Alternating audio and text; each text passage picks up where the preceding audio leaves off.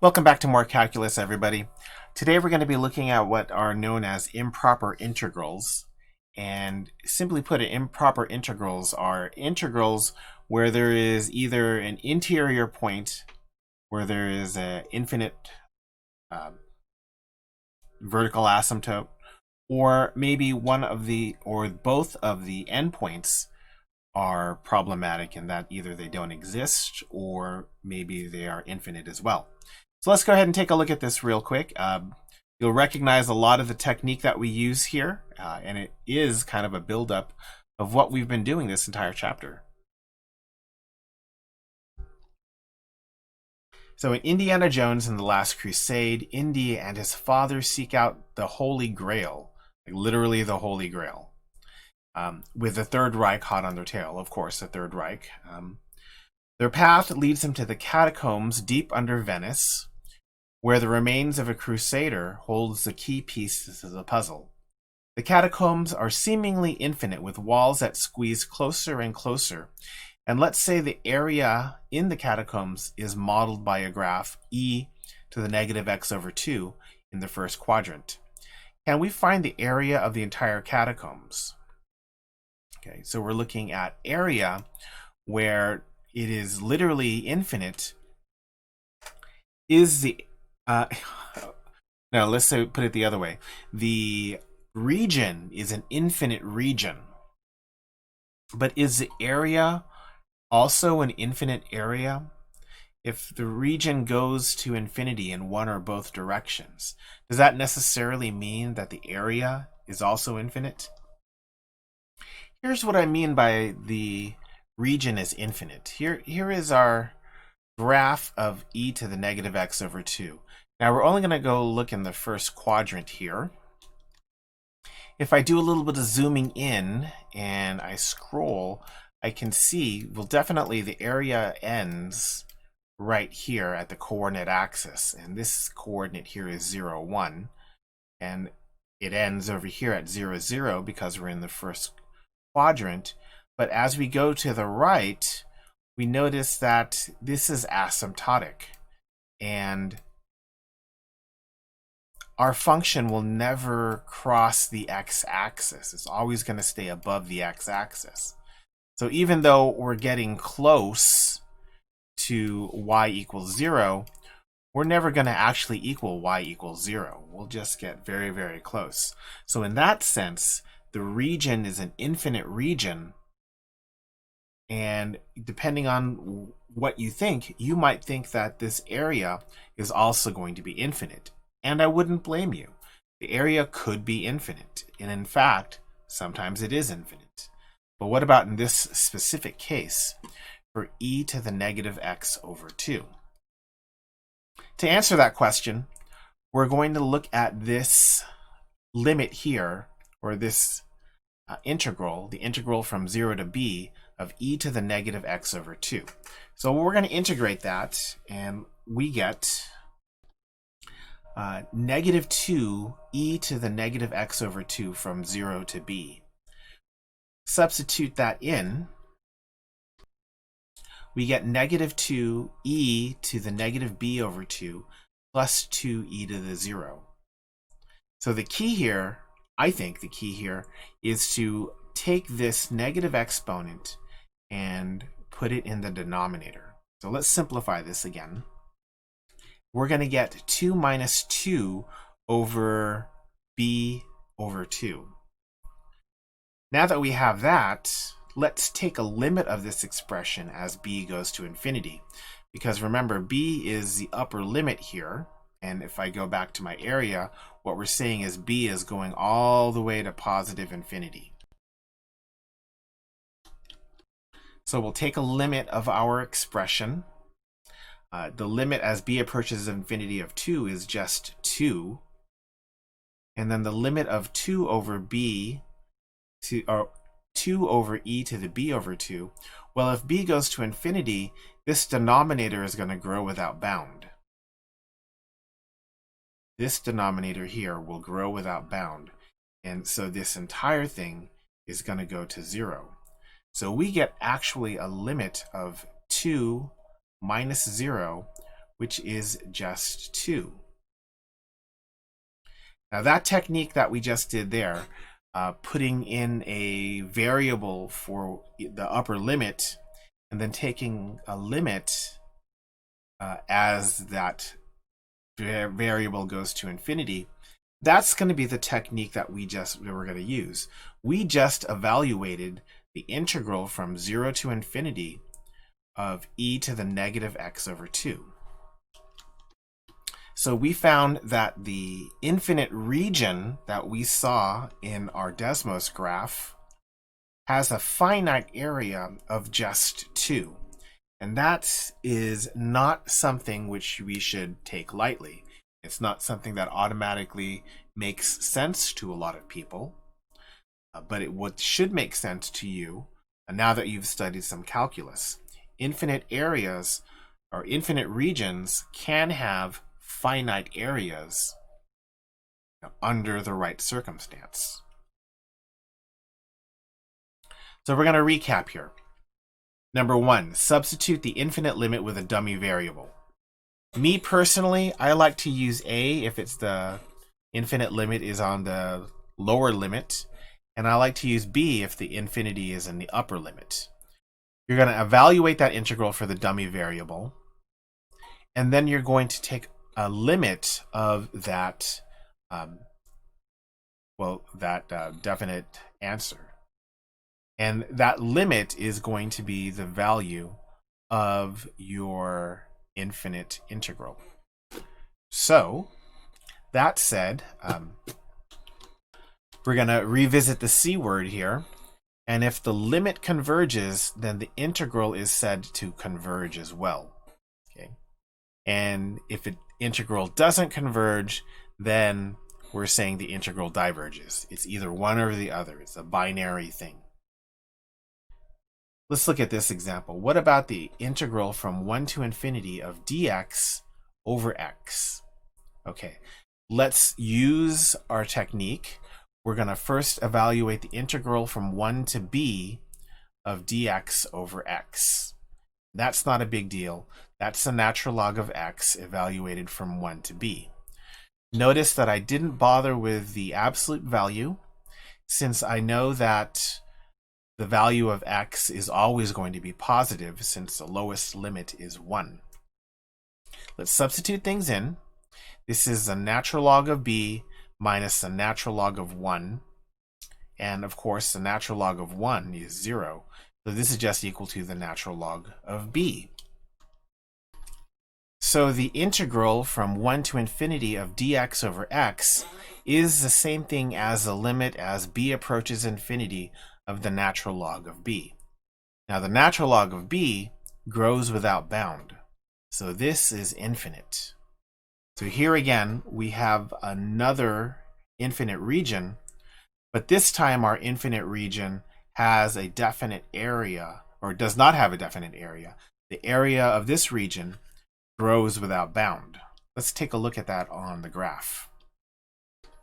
Here, our region is going to be cut off at x equals 1. So we are stopping here. And as we go to the right, we have all of this region. I don't know if you can see me. But all of this region, as we go to the right, notice how this doesn't shrink quite anywhere near as fast as our previous function did. We are still well above. We could definitely see where 1 over x is. And as we keep going to the right, and we get more and more area, and this area will not have a bound. We just proved that this area goes to infinity. So even though the region is getting smaller as we go to the right, there is no limit to this area. If we want to find a region where the area is 5, we can do that. We just need to go out far enough. If we want to have a region with an area of 100, we can also do that. We just need to go out far enough. And if we want to have a region where the area is 1,000, we just need to keep on going. contrast that with the previous example. If I wanted to have an area with a region of, 1.5, I definitely could. I know where to stop. Or I could solve where to stop. But if I wanted to have a region where the area was even 3, there's no way to do it, because this region has an upper limit of 2. So I'm never going to be able to, even if I go out to, 10, 100,000 million, I'm never going to be able to get a region where the area is 3. It has an upper limit of 2. That's kind of neat. So let's do this one. We have an upper and lower limit now of infinity. And the trick here is to split this region into 2 different integrals. So we're going to integrate from a to 0, and then we're going to integrate from 0 to b, and then we're going to add these 2 together. So let's see what happens here. The hint here is that this antiderivative is arctangent. That takes a lot of pressure away from finding the antiderivative. So we know that this antiderivative, or this integral, is the arctangent of x evaluated from a to 0, plus the arctangent of x evaluated from 0 to b. Substituting our limits, we've got arctan 0 minus arctan a plus arctan b minus arctan 0. Notice how the arctans of 0 will cancel each other out. And that leaves us with arctan b minus arctan a. Now let's go ahead and put our limits in. So this infinite integral is equal to the limit as b approaches infinity of arctan b minus the limit as a approaches negative infinity of arctan a. Now I don't know if you remember the graph of arctangent, but it basically looks like this. Now, as we go to positive infinity, arctangent will head toward, or it displays limiting behavior, and the limit is wherever the arctangent of x is equal to 0. No, where the arctan is infinite, and it's going to be where tangent evaluates to infinity. And the first place that happens is pi over 2. On the other side, as x approaches negative infinity, where does tangent equal negative infinity? And that's at negative pi over 2. So the integral is the same thing as pi over 2 minus negative pi over 2, which is pi. So this infinite region here has a definite area equal to pi, which means maybe we should look at that definite, that infinite region. This is a region of 1 over 1 plus x squared, and you can definitely see how this region has a definite area. As we go to negative infinity, the region is asymptotic with the x-axis, and as we go to positive infinity, the region is also asymptotic with the x-axis. And what's happening here is the function is getting close to the x-axis very quickly. And that's the key. If this infinite region has a converging area, the function needs to approach the x-axis quickly. How quickly? That's what we're going to have to find out. So we've got important ideas here, and integrals with infinite limits are called improper integrals. And if x is continuous on the domain of the integral, then these are the 3 things that we utilized during today's video. So for check your understanding, we've got 2 questions here. The first one is to evaluate this integral from 0 to infinity, or state that the integral diverges. And the hint here is, do you remember partial fractions? And yes, I remember partial fractions. The first thing we need to do for number 1 is to integrate with that partial fraction technique. So let's get the partial fractions set up. We've got 2 over x squared plus 4x plus 3 equals a over x plus 1 plus b over x plus 3. That gives way to this equation, 2 equals x plus 3a plus x plus 1b. When x equals -1, we get that a equals 1. And if we get if we set x equal to -3, we can show that b equals -1. So with our partial fractions here, we can say that the integral from 0 to b, notice how we're changing our upper limit to b, of 2 dx on x squared plus 4x plus 3, that's going to be the integral from 0 to b of 1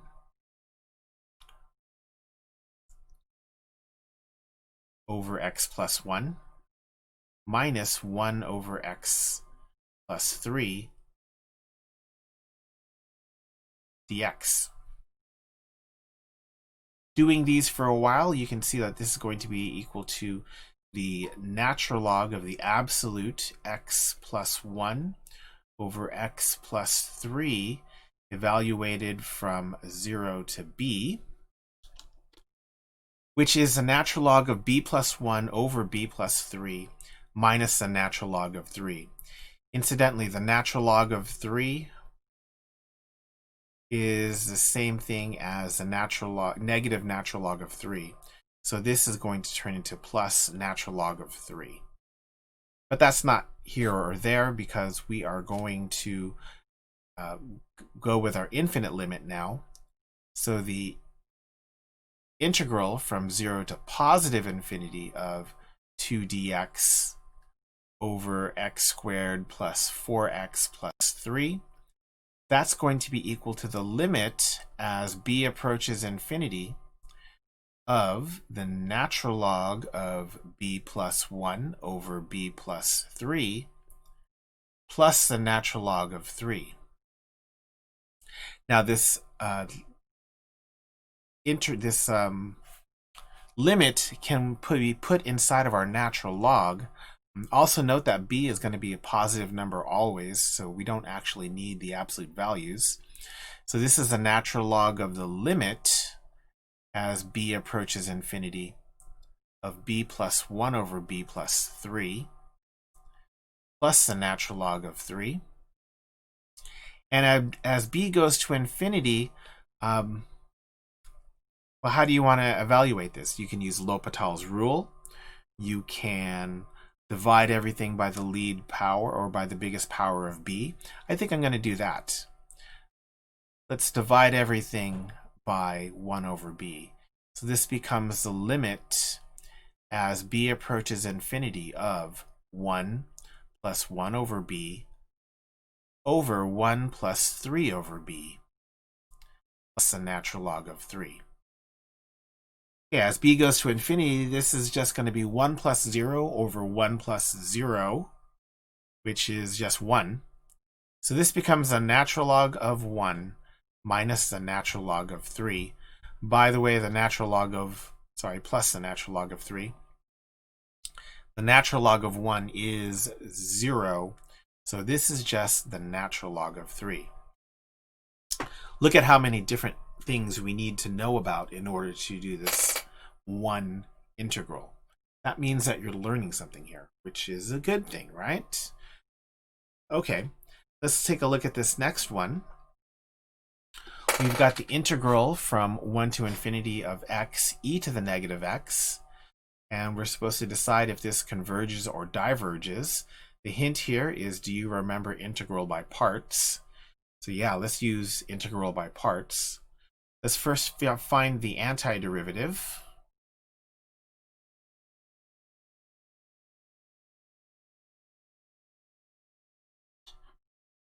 Okay, we have our u and we have our dv.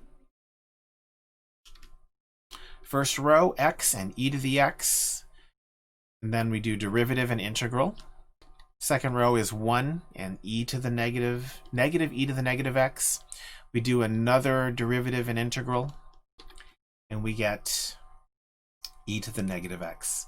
So let's put this whole thing together. First, we have x multiplied by e to the negative x, negative e to the negative x. And then we have minus 1 multiplied by e to the negative x. We're going to set our limits from 1 to b, and then we're going to substitute. Okay, so we've got negative b over e to the b minus 1 over e to the b minus negative 1 over e minus 1 over e. That whole thing simplifies to 2 minus b minus 1, 2 over e minus b over 1, b over e to the b minus 1 over e to the b. So that is our antiderivative. Now we can do our infinite improper integral. So the integral from 1 to infinity of x e to the negative x dx, that's just going to be equal to the limit as b approaches infinity of my antiderivative. 2 over e minus 2 over e to the b minus 1 over e to the b. Sorry, this should be a b. Okay, so some of these are easy, some of these are not easy. 2 over e, that's the limit of that is just 2 over e. 1 over b, that clearly goes to 0. But this next limit is not as straightforward as those other two. In order to do this one, what could we do? Oh yeah, this is indeterminate. So that goes to infinity. Denominator goes to infinity. So we're going to take the derivative with respect to b. So the derivative with respect to b of the numerator is the derivative with respect to b of b, which is 1. And then the derivative with respect to b of e to the b, that is just e to the b, which also goes to 0. So my result is just 2 over e. Notice again how we had to put together everything that we knew about integrals into this one problem, which is probably what makes this a little bit difficult for a lot of people. So that's it for us today. We did our improper integrals, and I wish you much luck on this. See you next time.